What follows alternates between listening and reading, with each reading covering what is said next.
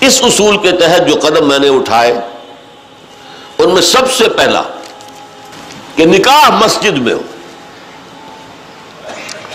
اور اس کے لیے جو دلائل دیے وہ لوگوں کے لیے اتنے کنونسنگ تھے کہ یہ کام تو اب بڑے پیمانے پر شروع ہو چکا ہے، لاہور میں، پنجاب میں، جہاں میرا زیادہ وقت گزرتا ہے۔ دلائل کیا تھے؟ خدا کے بندو، حدیث موجود ہے، اعلنوا ھذا النکاح واجعلوہ فی المساجد، ترمذی شریف کی روایت، نکاح کا اعلان عام کیا کرو اور مسجدوں میں منعقد کیا کرو۔ کیا ہو گیا علماء کو؟ کہاں چھپا رہے ہیں اس حدیث کو؟ یہ میں مانتا ہوں، علماء کا قول ہے، میں اس کو رد نہیں کر سکتا کہ یہاں فعل امر جو ہے یہ وجوب کے لیے نہیں ہے، فرض کرنے کے لیے نہیں ہے، استحباب کے لیے ہے۔ تو بھائی مستحب چیز جو حضور نے قرار دی ہے اس کو کیوں چھوڑ رہے ہو؟ دنیا کے ہر معاملے میں ہے جستجو کے خوب سے ہے خوب تر کہاں، اور اس معاملے میں آپ مستحب مان رہے ہیں، حضور کا قول موجود ہے، پھر قبول نہیں کر رہے۔ اس کا میں واقعہ آپ کو سنا دوں۔ میں نے یہ تحریک شروع کی تھی چیریٹی بگنز ایٹ ہوم جب میرے سب سے چھوٹے بھائی کی شادی کا موقع آیا 1973 میں۔ سرگودے ہمیں جانا تھا، 4 آدمی ہم گئے تھے، جن میں سے ایک ہماری والدہ تھی،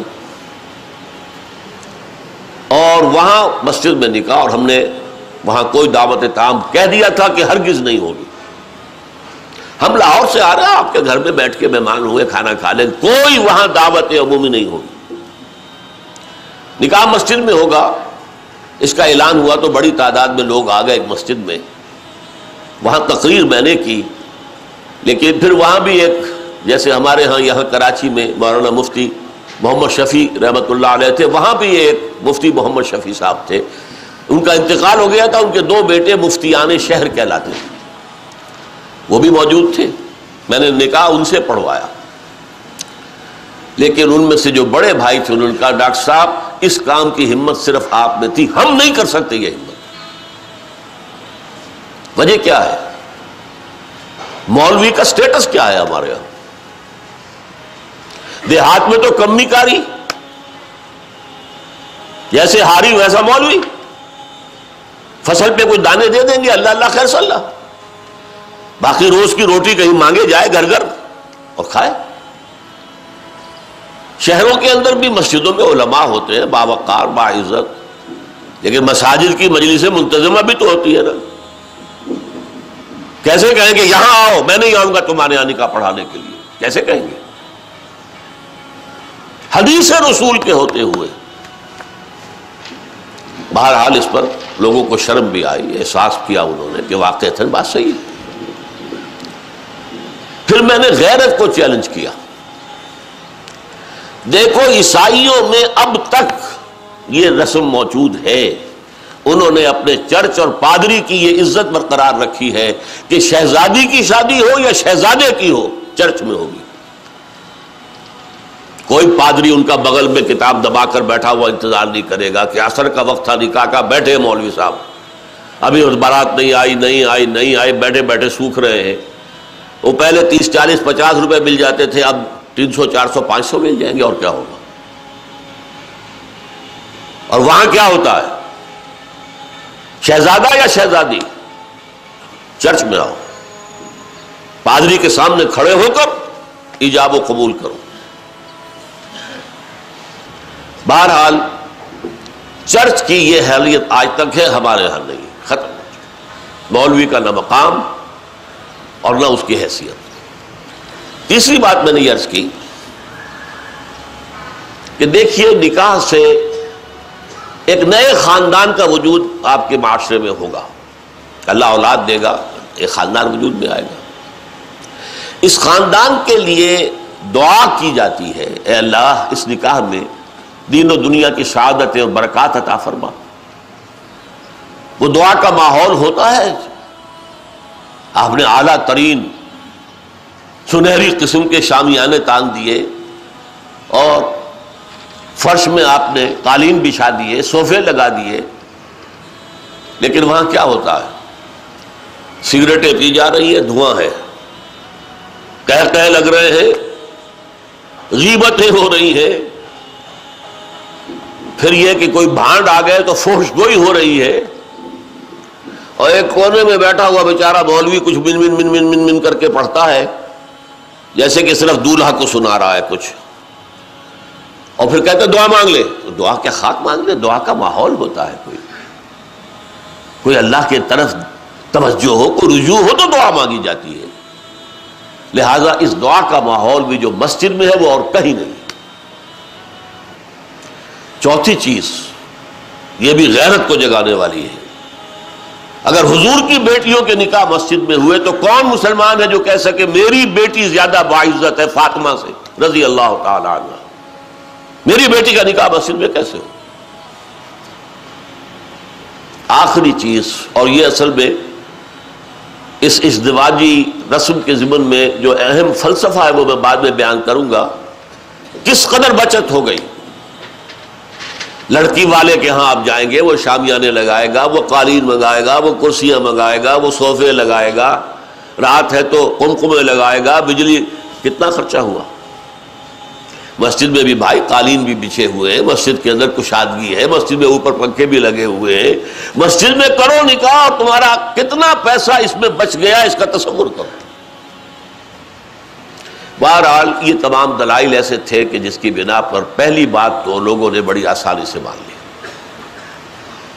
دوسری بات یہ تھی لڑکی والوں کی طرف سے نکاح کے موقع پر کوئی دعوت نہیں، قطعاً ثابت نہیں. شادی کی دعوت صرف ایک ہے اور وہ ولیمہ ہے، صرف ایک. اور دیکھیے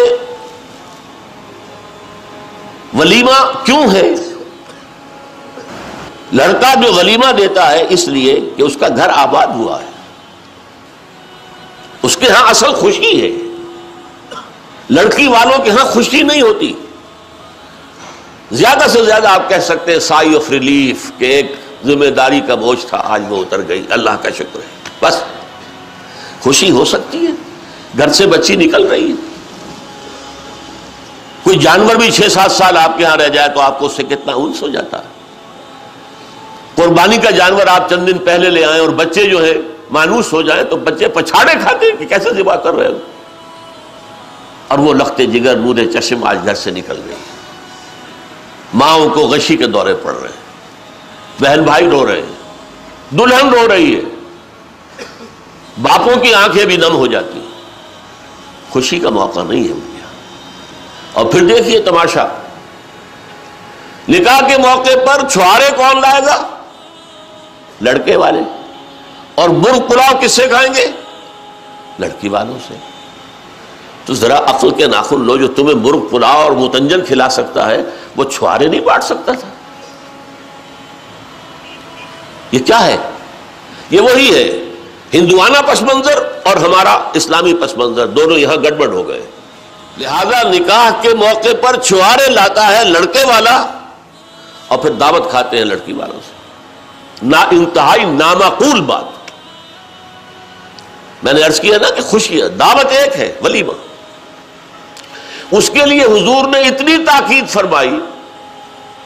اولموا، یہ احادیث ہے، اولموا ولو بشاۃ، ولیمہ ضرور کرو چاہے ایک ہی بکری ہو تمہارے پاس. اور یہ عرب میں مفلس ہونے کی سب سے بڑی علامت تھی. وہاں تو بھیڑیں اور بکریاں پالتے تھے، ریوڑ ہوتے تھے. ایک ہی بکری ہے تو وہی ذبح کرو، گوشت پکاؤ، کھلاؤ. یہاں تک دعوت اذا دعی احدکم للولیمۃ فلیاتها، جب تم میں سے کسی کو ولیمے کی دعوت دی جائے ضرور جائے. اس سے آگے دیکھیے، اور اس میں توازن جو ہے ہماری دین میں اور حضور کے فرمودات میں، اس کا ایک نقشہ سامنے آتا ہے. بئس الطعام طعام الولیمہ، ولیمے کا کھانا برا کھانا ہے. کیوں؟ اس میں غریبوں کو نہیں بلایا جاتا. ظاہر بات ہے، یہ مسلی کھلانے کے لیے تو ولیمہ نہیں ہوتا. ولیمہ تو ہوتا ہے اپنے دوستوں کو، احباب کو، رشتہ داروں کو، قرابت داروں کو شریک کرنے کا. لیکن اس کے باوجود، اسی حدیث کا ٹکڑا، اس کے باوجود میں تم سے کہتا ہوں کہ جسے بلایا جائے اگر وہ نہیں جائے گا تو وہ اللہ اور اس کے رسول کے حکم کی خلاف ورزی کرے گا.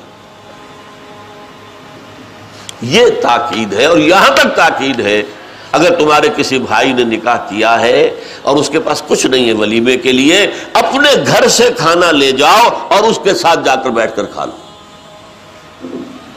سیلیبریٹ کرو. سیلیبریٹ کرنے کی ایک سمبل ہے یہ، اس کی ایک علامت ہے. اب آپ سوچئے جس نبی نے دعوت ولیمہ پر اتنی تاکید ہمیں کی ہے، اگر لڑکی والوں کی طرف سے نکاح کے موقع پر دعوت میں بھی کوئی خیر ہوتا تو وہ ہمیں نہ سکھاتے، نہ بتاتے، کیا بخل سے کام لیتے؟ هي الحلقات تحفظني بآيات من القرآن، هي الحلقات تملأني بحب المصطفى العدنان.